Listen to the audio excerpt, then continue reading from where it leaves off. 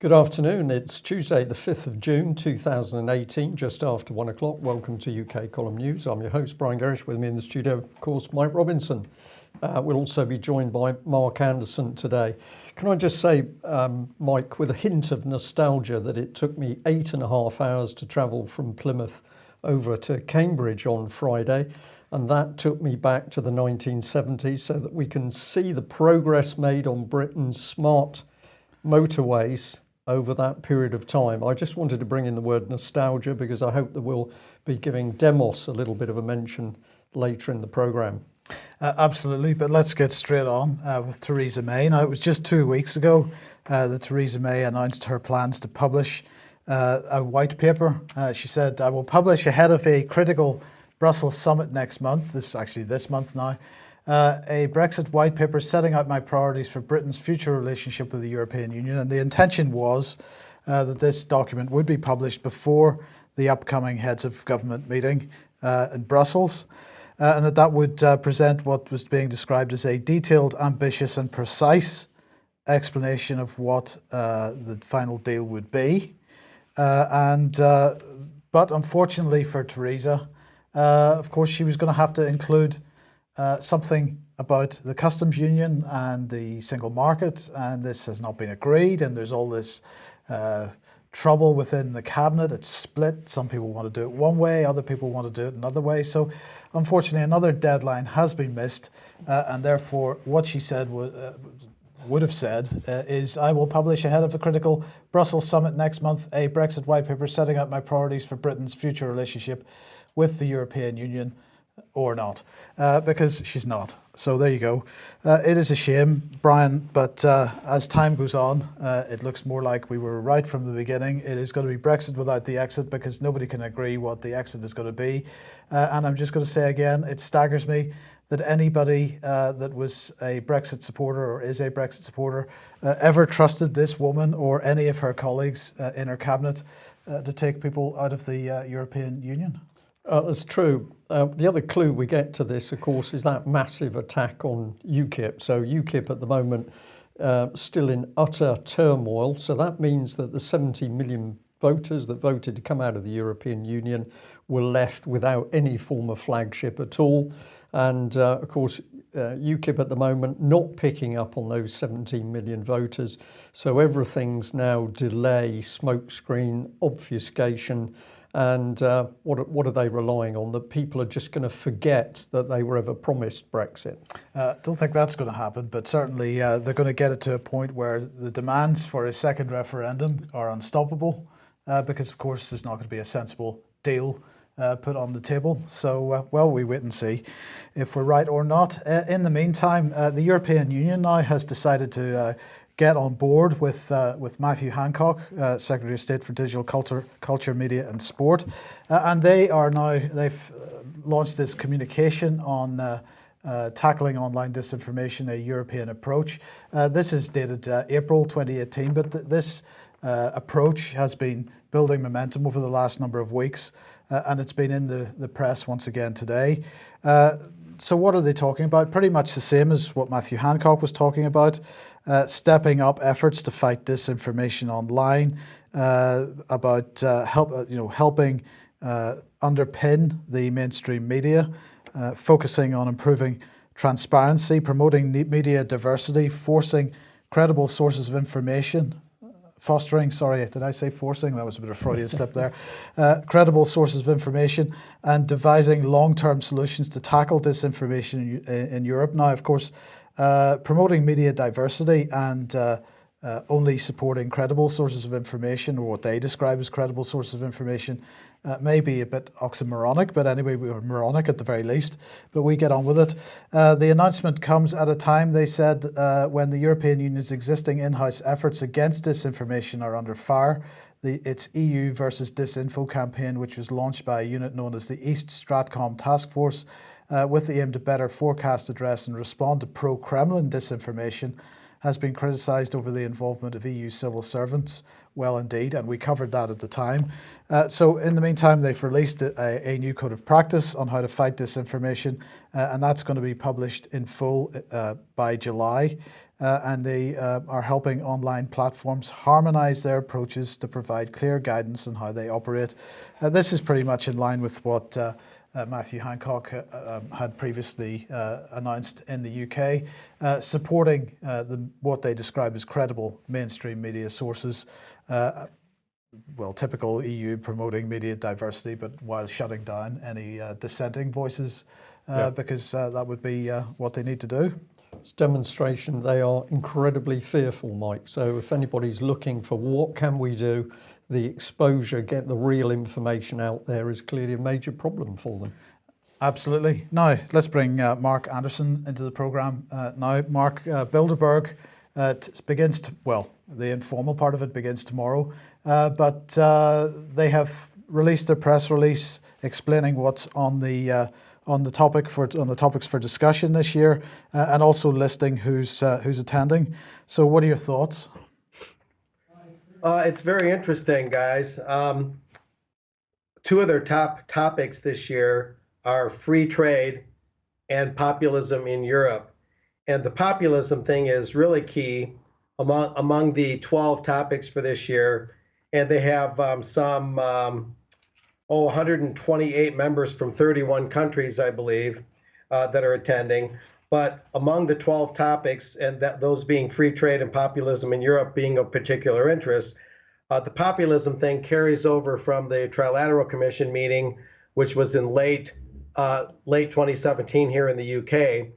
It also goes hand in hand with the Chicago Council on Global Affairs, which as of tomorrow starts their Global Cities Forum, the annual Global Cities Forum there in Chicago. And so from the Chicago Council to the Trilateral Commission to Bilderberg, we see a unbroken chain, this concern about populism in the United States, in Europe, and expressed in the form of Brexit. And so that's a very expected in a way, but very interesting topic for Bilderberg to handle this year. And then free trade being another topic, that's coming right as the British press, along with the American press, but especially the British press, is attacking Trump. And the G7, another thing just happened. It just wound up in, I believe it just wound up, or it's getting together in Quebec. I forget the exact dates of the G7. It's in Quebec, Canada, and they're attacking the Trump plan for tariffs and free trade, of course, also being on the Bilderberg and trilateral agendas. They're very concerned about Trump being more nationalistic, enforcing tariffs. Tariffs are always a bad thing. The press here and in the United States always, whenever Trump says anything negative about free trade or tariffs or the rules-based international order, those sorts of things, they simply line up a bunch of critics and tell us how bad tariffs are and how deplorable it is for Trump to challenge any part of the Bilderberg universe, you might say. But a number of other things could be said about Bilderberg. One thing that we've discovered in our research today here at the UK column, where I'm coming to you from, I'm at your offices for listeners that might want to know that, is that there's the Bilderberg Association, and that is a charity that was unbeknownst to us, as I understand it, and they go hand in hand with the American Friends of Bilderberg, and that's very interesting there as well. Maybe you're going to bring that up later, but Zanny Minton Beddoes of The Economist, she's one of 12 journalists attending Bilderberg this year. About 10% of the Bilderberg attendees are journalists that leave their notebooks and ethics at the door. Zanny Minton Beddoes of The Economist is also a trustee with the Bilderberg Association, the charity, which is registered here in the UK, along with Lord John Kerr. So this charity, which also has connections to the Netherlands, is something I'm going to be looking into a lot for articles that will be appearing in American Free Press, on my blogs, and perhaps in 21st Century Wire and or the UK column as well. So this Bilderberg Association is a new kid on the block in terms of our research. It's been there a while, but kind of hidden in the shadows. And there's some other newbies here at Bilderberg this year, some interesting newcomers. One of them is John Hickenlooper, the Colorado governor. Oftentimes, one or two U.S. governors will show up every so often, And John Hickenlooper of Colorado is the latest of U.S. governors to have attended Bilderberg. Others have included Rick Perry of Texas, the former governor there. And as I mentioned, there's 12 journalists, and a carryover from the G7 in Quebec that wound up is Dominique Anglade. She's the Deputy Premier Minister of Economy, Science, and Innovation in Quebec, and she's a carryover from the G7, and she's at Bilderberg for the first time, and she carries with her very strong concerns that Trump is enacting tariffs against aluminum and steel. And that is, bear with me, that is 25% on steel and 10% on aluminum. Canada's all up in arms about that. And this G7 import into Bilderberg this year in Italy, meeting in Turin, Italy, June 7 through 10 officially, is this lady from the ministry there in Canada. So a lot going on, a lot of spokes going into the hub, you might say. And one other thing I'll mention briefly is Justin Trudeau, the Canadian PM, looking at Trump's tariffs on even aluminum from Canada, said the idea that we are somehow a national security threat to the United States is quite frankly insulting and unacceptable. But this is a complete distortion, because when Trump enacted the tariffs on aluminum and steel under a national security rubric, what he meant was that for a nation to be secure, it needs to be self-sufficient in certain raw materials, in certain important metals, in certain natural resources. It wasn't a slight against Canada or any one nation. It was simply a reasonably sovereign move by the U.S. to improve its material security for national security purposes. It did not mean, as Trudeau suggested, that the U.S. considers Canada any kind of a security risk. So I know I'm covering a lot of ground here. There's a lot that could be said, but a lot more will be coming out of Bilderberg in the days ahead. But there's very definite connections to what the Trilateral Commission covered in November. And so it really shows, as I've often said, that Bilderberg is a network, and it's the main hub, the most exclusive hub. And the Trilateral Commission and these other organizations, even the G7 to some extent, are spokes into that hub. And the continuity on the populism issue and the nationalism issue, and the continuity, the carryover on criticizing Trump for tariffs and the free trade issue, it just shows how these issues carry over from one group to another and feed into this Bilderberg hub for further action and further contemplation on their part. Okay, thanks for that, Mark. Now, just before we move on from this, I wanted to mention the 11 British attendees, Brian, because Marcus Agius, of course, is there once again, ex-Barclays Bank and BBC. Mark Carnage is there, Mark Carney, Governor of the Bank of England. Who else is standing out for me is, Mark's already mentioned Zanny Minton-Beddoes, but George Osborne will be there. Not quite sure if this constitutes another job for George Osborne, but of course he has about 6 jobs at the moment, including the London Evening Standard editor. And Amber Rudd will be there, which is quite amusing, bearing in mind she's just lost her job. Yeah, fascinating. So I presume the invitation went out to Amber Rudd before she lost her job, and maybe they just were embarrassed to revoke it or something. But she's on the list. So that's it. And no proper analysis or comments or questions from mainstream media. It's just reported that there'll be a little bit in the paper that the Bilderberg group has met. Nobody will ask, why did they meet? No, indeed. Also on the list of subjects, Mark, just briefly, obviously the future of work and artificial intelligence is on there. Also Russia, but the post-truth world is on there as well. Of course, we are living in the post-truth world.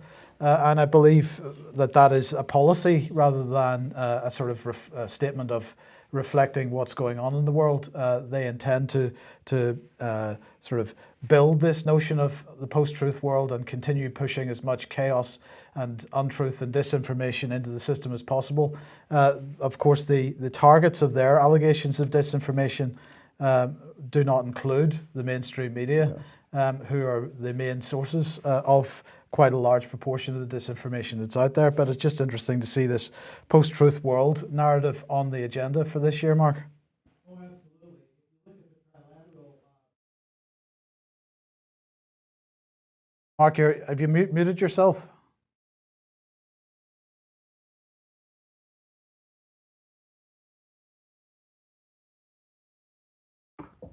Sorry about that.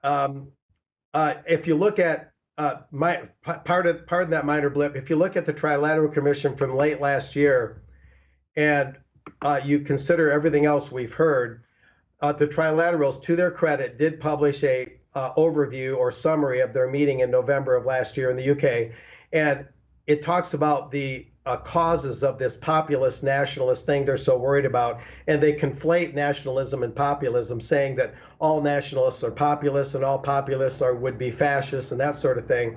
But they say another cause of all the chaos they see from a globalist point of view is the internet and other forms of digital technology. This is their exact words, which is both amplifying the voices of radicals and has the potential to bring about a big restructuring of the economy. So amplifying the voices of radicals, that came off the lips of the Trilaterals. And this is no doubt a carryover into Bilderberg this year, because from the demos, stuff that you guys talked about yesterday and went into detail on the UK column, from demos to trilaterals to even what Richard Haas told the House of Lords recently in a private video conference, the concerns from Brexit, from Trump being elected, from the voices on the internet, the radical voices, to loss of faith in free trade, to protectionist measures like tariffs. All these things are circulating around, from Richard Haas to the CFR to the Trilaterals to the Bilderberg group, and yes, the voices of the alternative media, as you're saying, Mike, in terms of what's going on, they're very concerned about that, and they're intimating and hinting around that they want to crack down on it. But I think, quite honestly, they're rather nervous about what they call the populist uprising. And that shorthand populist, that is their word, not ours, I would mention. People in our circles don't even really use the word populist very much. This is what the globalist and the globalization fanatics, the transnationalists, this is their words. This is their shorthand. So they are clearly going from the offensive to almost the defensive here for the first time in maybe decades. Brilliant, thank you, Mark. Let's move on then. Saber Strike 2018 has kicked off in the Baltics and in Poland. So there's thousands of troops taking part in this NATO exercise. It's 2 weeks. It began on Sunday. 18,000 soldiers from 19 countries with troops deployed in Poland and the Baltic states. The US Army Europe website, which is on screen at the moment, says Saber Strike 18 is not a provocation of Russia, but is an exercise with our allies designed to enhance readiness and interoperability amongst allies and regional partners, demonstrate the alliance's determination and ability to act as one in response to any aggression. So it's not, Brian, a provocation against Russia, which is why it's taking place against the border with Russia. Well, that's it. That's all that needs to be said. Obviously, we've seen these troop deployments to the former eastern states, and it continues to go on, plus the exercises right up to the Russian borders. So, of course, it's going to have an effect on the Russians. And NATO knows it, which is why they're doing it. Absolutely. Now, Times of Israel explaining why Jens Stoltenberg was talking about whether Israel came under the auspices of Article 5 or not. They're saying Israel takes part in NATO's Saber Strike drill for the first time, and indeed they are. What's interesting about this is that apparently one of the scenarios that they are running during these exercises is how a nation would handle an armed insurgency from within its own borders. So is that why Israel's taking part? I don't know the answer to that at this point. Again, they reiterate in this article that this is not a provocation of Russia. I suggest they probably protest too much there. It's a demonstration of the commitment and solidarity of the alliance, so that's great. Israel is a partner, of course, of NATO and not a member of NATO, and that's why it does not come under the auspices of Article 5. Now, in the meantime, lots going on with defence pacts involving the UK, and it began a couple of weeks ago with Matthew Hancock getting involved with the the Singaporean authorities, this is Singaporean Foreign Minister, signing a memorandum of understanding on the issue of cyber warfare. So it was signed by Dr. Vivian Balakrishnan. Sorry, I should have practiced this before I came on the programme, but this is Singapore's Minister for Foreign Affairs on behalf of the Government of Singapore, and the Right Honourable Matt Hancock, MP, Secretary of State for Digital Culture, Media and Sport. And of course the signing ceremony was held at the department itself. And it builds on and extends on the close cooperation already existing between the two countries under the Memorandum of Understanding on Cybersecurity Cooperation signed between the Cybersecurity Agency of Singapore and the UK Cabinet Office in 2015. Undoubtedly debated in Parliament, agreed in Parliament, or not. But so why are we mentioning this? Well, because it goes further. Yesterday, Gav the Chav was in Singapore. He had been speaking at the Shangri-La Dialogue Asia Security Summit in Singapore, and he had emphasized the need for partners to come together to tackle shared and increasing challenges. So this is fantastic. He said, standing united with allies is the most effective way to counter the intensifying threats we face from countries that don't respect international rules, like Britain, France, the United States, who don't go to the Security Council. Anyway, we move on. He said, together with our friends and partners, we will work on a more strategic and multinational approach to the Indian Ocean region, focusing on security, stability, and environmental sustainability to protect our shared prosperity. And so they've signed a memorandum of understanding. It's an agreement involving to deal with defence cooperation, the first memorandum of understanding on defence between the two countries. It covers the existing defence relationship and areas of cooperation, as well as providing a foundation for future defence cooperation in some more specific areas. So as you can see, they're being very specific about what those areas are by not listing them. But apparently it is going to involve cooperation on several fronts, from cyber defence technology, non-conventional warfare to counter-terrorism, as well as maritime security and disaster relief. So that's good. Another day, another bilateral defence agreement. Not debated in Parliament at all. Indeed. Yeah. Well, it was on and then it was off. Now it's back on again. Apparently the first Trump-Kim meeting is going to take place on the 12th of June. So that's a good piece of news. We're actively preparing for the June 12th summit between the President and North Korean leader, said Sarah Sanders yesterday. And we feel things are continuing to move forward. A good progress has been made. So that's pretty good. Excellent. Well, I thought I'd just pop this one in because it amused me this morning. Somebody sent it through to me. So Brian Becker had tweeted out, check your sources. North Korean official Ri Yong-gil, who'd been executed by Kim Jong-un in 2016, according to the BBC, Yonhap and other media, is now reported to have been named the new Army Chief of General Staff in North Korea. Well, is this some kind of zombie army? Oh, well. So I just thought that was really excellent. So there we are, the BBC on a budget of £3.74 billion.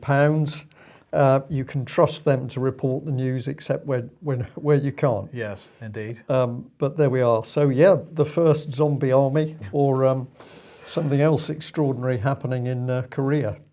Okay, the House of Commons International Development Committee has been questioning the use of international development money. And this is quite interesting in many ways because it really reflects some of the stuff that we've been talking about, Brian, over the last number of weeks, reminding people, for example, about the activities of BBC Media Action in Kazakhstan and particularly in Syria.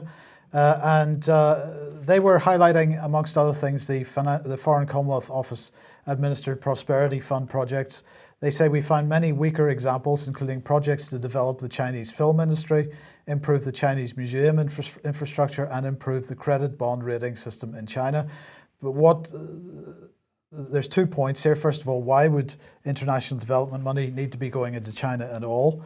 I do question why the Chinese would allow this money to go in, but of course, money is flowing into China, into NGOs and other things all the time, and China really needs to start paying attention to where that money is coming from and what it's being used for. But why would the Foreign and Commonwealth Office want to be developing the Chinese film industry, I wonder? Soft power comes into my mind, Mike, soft power, but I come back to nostalgia and that 8.5 hour road trip where, of course, aside from the complete chaos and the roadworks, all of the major roads full of the most unbelievable potholes, dangerous potholes. We can't fix the potholes in Britain's roads, but we have got money to give to the Chinese for their film industry. So this is the priority of the British government. And of course, they're not doing that for fun. They're doing it in order to project the soft power. So forget about the NHS or the motorways or problems with your streets and drains and rubbish collections. The important thing is the British government has got enough money to develop the Chinese film industry. Just before we move on from that, I will mention that report also discusses the Conflict Stability and Security Fund, which of course is the fund that has bunged £200 million or so to the White Helmets. So I do recommend people have a look through that report and just see what their foreign aid money is being spent on, aside from the Chinese film industry. Yeah. Well, let's stay on what's happening in the UK. And thank you to a viewer who sent this alert through to me. So it's Sajid Javid's Twitter page. And what was of interest, well, aside from welcome to the district of Bromsgrove, there was an article or a tweet straight under that. Let's bring it full on screen for you. What was this about? Well, it says, another terror plot thwarted by @Terrorism Police and @Met Police UK, working with MI5 and others. #Action counters terrorism. Find out how you can keep us all safe. So this is a pretty exciting thing. And the main article from Met Police was mother and daughters guilty of plotting terrorist attack. And that took you through to the Met Police news site. What was interesting was down here there were some public comments which caught my eye, because we had lone voyagers saying, and remember this is the Home Secretary's Twitter page, says please transport to airbase, place in rear of transport plane, fly over Atlantic, open cargo doors at operating altitude, use size 10 to boot all 4 out, return to base, job done. And the one underneath was a bit more explicit. It said, should be killed. No room for that in this world. So here we've got the British Home Secretary, who's at the moment ramping up to anybody who they say is helping to promote terror and abuse or racial hatred. And yet where can you find it? On his personal Twitter page. Quite remarkable. But here's the article. Let's get into a bit more of the detail over it. This was the image that the Met Police had put forward. They're gloating that this is a major terrorist attack which has been foiled. But when you got into the article, it got more interesting. I'll read a little bit. It said, however, while she'd been on police bail, Safa remained in contact with the person she planned to marry in Syria. It was during this time on bail that Safa shifted her attention from travelling out to Syria to committing an attack in the UK. Unbeknown to Safa, people she was discussing her attack with online were not fellow extremists, but online, quote, role players from the security services. Believing she was communicating over encrypted and secure apps, Safa discussed her plans and desire to get hold of firearms and grenades, or pineapples as they were referred to. She also discussed with them potential targets in central London and the possibility of using a vehicle and a knife to carry out an attack as an alternative to firearms. Now, my question here is, was this a genuine threat or was there entrapment going on? And I have to say, I've got an uneasy feeling now about what our security services are really doing. If they're online role-playing, did they say to her, would you like some grenades as well? Did they say that to her? Have they any evidence that she wasn't online role-playing? We don't know, but follow this through, because where does this take us? Well, it takes us through to this sort of stuff. We've got action counters terrorism. So this is @Terrorism Police, where the police are boasting that they're now patrolling the streets of London and other places, deterring criminal activity, informing, reassuring, and I found this fascinating, recruiting the public. Yeah. So we've got online actors. We don't quite know what those people are doing. Could they be entrapping people? Well, the police have done this before. Certainly the security services have done it. But now we're recruiting members of the public. I always come back to the Stasi because this is the style of Eastern Germany. Supposedly as a democracy, we were trying to protect against that stuff. But here it is being brought into our own country. This is one of the projects they also mentioned, Project Servitor. And if you look at what that is about, it's all fear. Fear of terrorism, report your neighbour, watch out for suspicious stuff.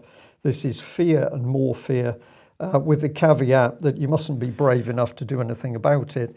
You must run, hide and tell. So why would I be suspicious about what happened to those women after talking to online actors? Well, let's remind ourselves about the Lee Rigby case.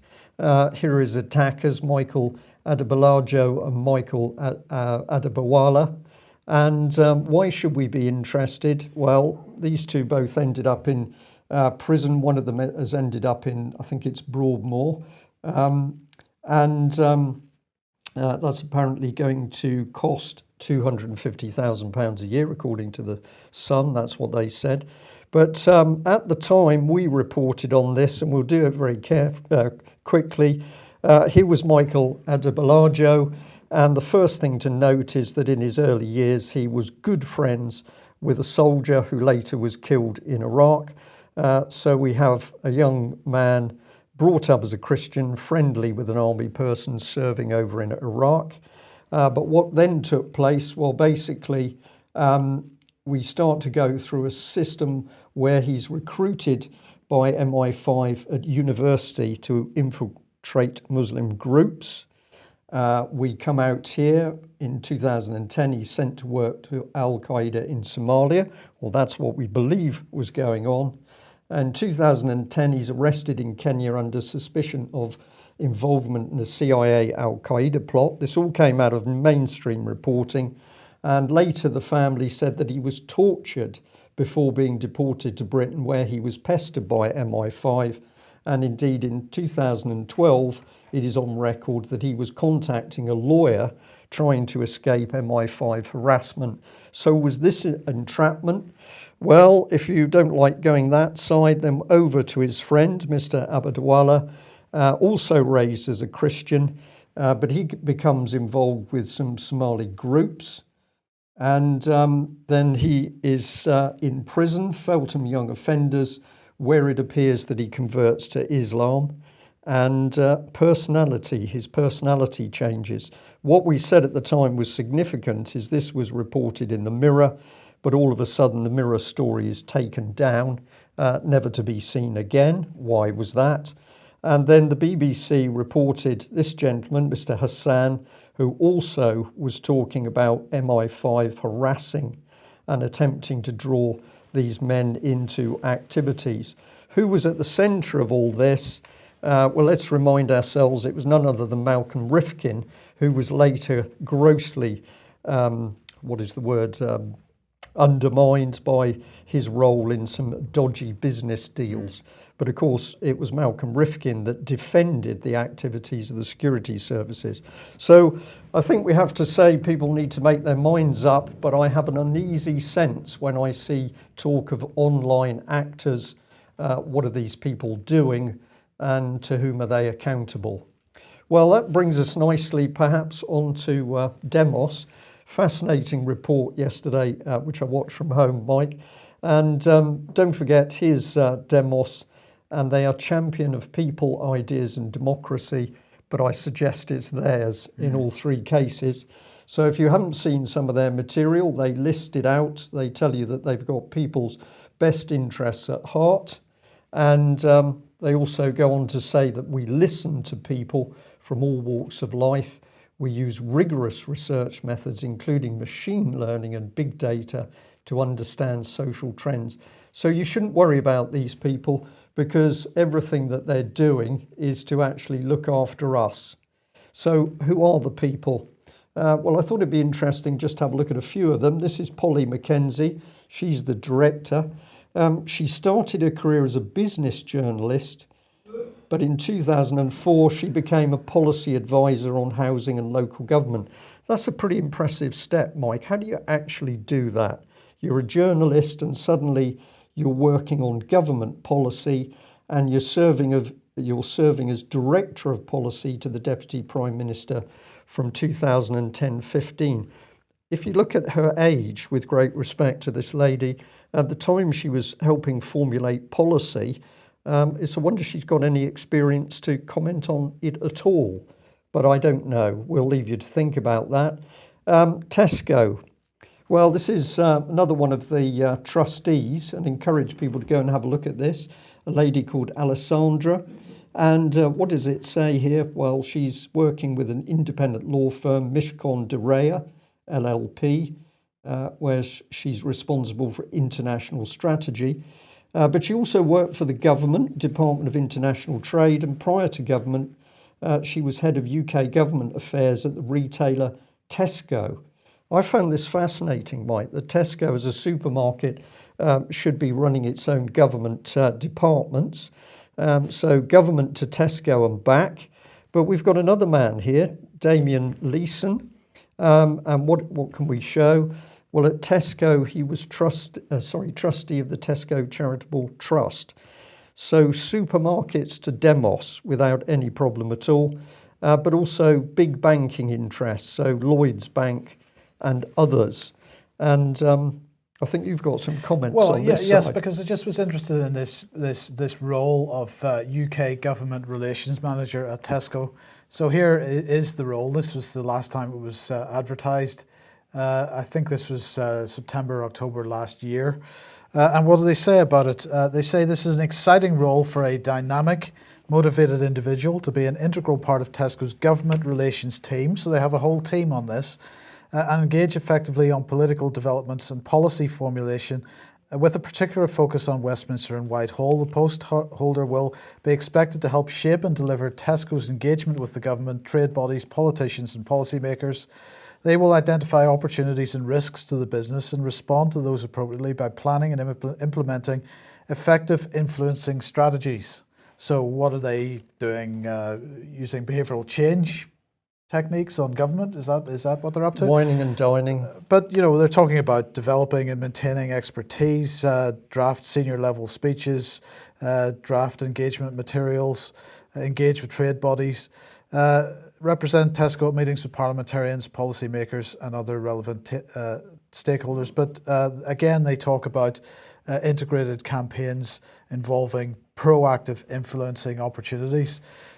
So what's interesting about this, we'll come on to in a second, I think, is that Tesco, Treason May was meeting the Business Advisory Council last night or yesterday, and there's a whole range of companies that seem to have this type of setup.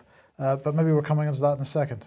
Okay, you've actually got that one. Oh yeah, as well. so just to let everybody know, this is the current head of UK government relations at Tesco PLC, William Blomfield. You can see that he's also been head of EU government relations as well. So he's been doing this at an EU level too.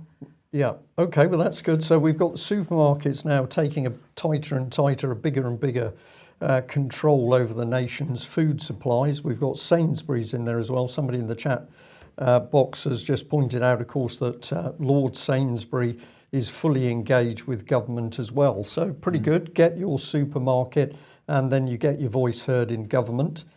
So we jump back to Demos just to finish it off. So some more trustees here. Ian Corfeld, currently Chief Commercial Officer at New Day, one of the largest issuers of credit cards in the UK. So there we are. We've got bankers, we've got Tesco people, but they're working in Demos because they've got our best interests at heart. And we've got this other gentleman here, Matt Nixon. And if you have a look in the encircled box, it's telling you that for Barclays, he helped set up and manage the SALTS review into the bank's business practices in 2012. So bankers, Tesco's, they're all working for in our best interests, according to Demos. I'm not sure I'm convinced about this, Mike, actually. No. But then we come on to Neil Sherlock. Well, we'll do him pretty quickly as well. So partner at PricewaterhouseCoopers. I had to have a bit of a laugh at this because down at the bottom he starts waxing lyrical about playing golf tournaments at a young age and playing cricket. And I thought that was a bit nostalgic. Well, indeed. And yeah. if Demos is going to stamp out nostalgia, maybe he's on a bit of a loser there. But the nostalgia that they want to forget pretty quickly is where they came from. And if you start to look back, you have to go to other sites now because this has all been removed from Demos's own website. But of course, they were started by Martin Jacques, former editor of Marxism Today, and he was helped by Jeff Mulgan. So pretty deep political stuff. And UK Column did a lot of work exposing where Jeff Mulgan stood working alongside Julia Middleton and Francis Maud in that common purpose team inside the Conservative government. And that arrangement still exists. Some of the people have changed, but we can assure you that the Jeff Mulgan style communitarianism, common purpose, still alive and well inside the Tory party. But they say, trust us and our bankers and global corporatists to look after all you little people. Well, in fact, the issue of Demos came up at the NHS conference, and a fantastic slide here from that conference, Demos founding board members launching the third way. We've got people on the left here that are coming from City of London, what might be considered conservative interests, and on the right-hand side there, you've got people like Jeff Mulgan and Anita Roddick and Martin Jacques, Stuart Hall. But big money on the left-hand side: Arthur Selden, Martin Taylor, Sir Douglas Haig, Bob Tyrrell, Graham Mather, Lord Dennis Stevenson, and so it goes on. The Demos people view Demos. I mean, Demos claims to be cross-party, but people view Demos as being pretty left-wing, and with Jeff Mulgan being one of the founders, it's hardly surprising. As you say, he was publishing Marxism Today at one point. Barclays, Goldman Sachs, Institute for International Affairs, people have been working for these types of organizations, Lehman Brothers, Credit Suisse, involved in setting this think tank up in the first place. It's a vast network, a vast octopus, it might be one way of describing it, fingers in every single pie and every single think tank. And of course, it's the think tanks that are driving this amazingly brutal change politics in UK. But look, we shouldn't be concerned about being nostalgic. That's clearly a negative thing to do. We've got to drop the nostalgia. We've got to drop all this backward looking. We've got to get involved with their new project, which is called the Optimism Project. They've just announced this today. It is fantastic. The Optimism Project is a national conversation on what's best about Britain, what our assets and opportunities are, and where we can succeed. So there you go. What do they say in the main body of the report itself? They say that Britain is a troubled and angry nation. So we're nostalgic, we're angry. We've got to stop being angry. We've got to be optimistic. We've just got to forget about all the problems that we have and look forward optimistically. That's to the future and more change. Absolutely. So Demos wants to raise 250,000, 25, I can't remember the exact amount, it doesn't matter. 25,000. 25,000, yeah, to get started on the Optimism Project. I'm really looking forward to see the outcomes because clearly in this hugely angry nation, we need to deal with that through some sort of anger management. Yeah. Mark, with an eye on time, we're really starting to see this. A few people have said in the chat box, this is fascism coming into play. I think more accurately, it's communitarianism, but it's a fine dividing line. Well, remember, they like to call the populists and the nationalists fascists, but in fact, they are the merger of corporate and government functions. But Demos is a particularly interesting think tank. You're seeing the even more intense manipulation of language. You see it with globalese, as I talk about with the Chicago Global Affairs Council, with the Global Cities Movement, all the dodgy and brainwashing kind of language. Demos seems to have taken brainwashing to a whole new level. Demos, of course, is a prefix that means people. So even that's misleading. They're obviously not really for the common people.